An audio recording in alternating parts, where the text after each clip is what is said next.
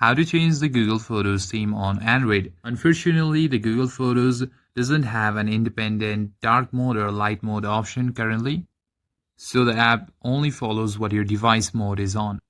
So to change this, open your device settings, swipe up your navigation panel and you'll see a setting gear, tap on it. And from there, scroll down to the display and tap on it.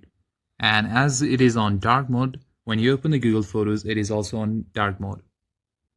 Now to change to the light mode, go to the device setting display and tap on light. Now, Google Photos automatically follows this. Now if you open your Google Photos, now it will be changed from black to the white. And as the Google Photos instantly adapt to match the choice, you can easily set your preferences from dark and light from your display, from your settings. And that's it for this video, guys. If you enjoyed the video, consider giving it a like and subscribe to the channel. I'll see you on the next one.